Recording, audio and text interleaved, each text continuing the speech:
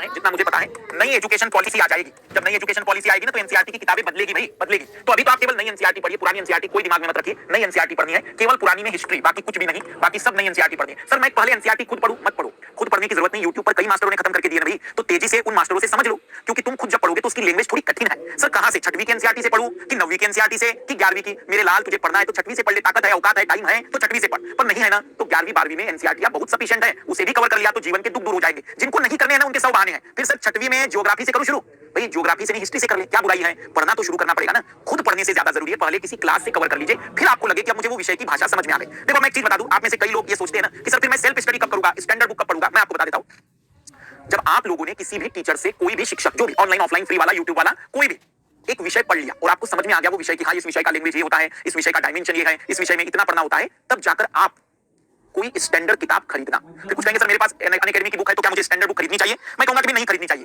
लेकिन अगर खरीदी हो तो पढ़ लेना, नहीं खरीदी है तो मत खरीदना। अनअकैडमी की बुक है तो बहुत सफिशिएंट है भाई। क्लास का पहले करोगे, हमेशा आदत डालोगे, पहले क्लास, हमेशा पहले क्लास, कहीं से भी, वो पैसों की क्लास हो, वो ऑफलाइन की क्लास हो, वो ऑनलाइन की क्लास हो, वो फ्री क्लास हो, पहले क्लास, फिर उसके बाद आप अपनी मर्जी की बुक पढ़ सकते हैं। वो क्लास एनसीईआरटी की भी ले सकते हैं आप लोग, वो क्लास सब्जेक्ट की भी ले सकते हैं, फिर स्टैंडर्ड बुक आप कर सकते हैं और प्रॉपर इन दोनों चीजों के नोट्स। सर नोट्स कैसे? मेरे लाल क्लास करते समय जो नोट्स तुम बनाना चाहो नोट्स बना लो, पॉइंट वाइज नोट्स बनाओ ताकि तुम्हें याद करने में आसानी जाए। फिर स्टैंडर्ड बुक को पढ़ने के बाद कुछ नई चीज मिले तो उसी नोट्स में कहीं जोड़ दो, से कहीं जगह दे दो, अलग से नोट्स नहीं बनाना उसके, उन्हीं नोट्स का बार-बार रिवीजन करना, उन्हीं नोट्स को बार-बार पढ़ते चलना। तो ये एनसीईआरटी क्यों जरूरी है? आधारभूत समझ के लिए, कंसेप्ट क्लियर करने के लिए, वैकल्पिक विषय के चुनाव में, बेसिक से उत्तर लिखने में, ऑथेंटिक स्टडी मटेरियल है, थोड़ी सी चीजें सही और जेन्युइन होती हैं तो हम इसकी मदद लेते हैं। पर क्या सर बगैर एनसीईआरटी पढ़े सिलेक्शन नहीं होता है? तो भैया 2019 और 18 से जब से यूट्यूब पर माहौल गर्म हुआ है ना, तब से लोग एनसीईआरटी पर ज्यादा ध्यान देते हैं। हमारे जमाने में तो आधे से ज्यादा लोग एनसीईआरटी देखते भी नहीं थे और अच्छी रैंक लेकर आ जाते थे। हमारे ही कई फ्रेंड्स हैं जिन्होंने एनसीईआरटी का मुंह ना देखा हो लेकिन अच्छी तरह से चयनित होकर बैठ गए। तो मैं ये कहना चाह रहा हूं, कोई ऐसा नहीं है कि एनसीईआरटी नहीं पढ़े सिलेक्शन नहीं होता है भाई। जरूरी है कि आपको विषय समझ में आ रहा है कि नहीं। कुछ कहते हैं कि सर मुझे विषय समझ में नहीं आता है, तब जाकर हम कहते हैं कि ठीक है, फिर पहले क्लास 9 की, 10 की, 11 12 की कोई भी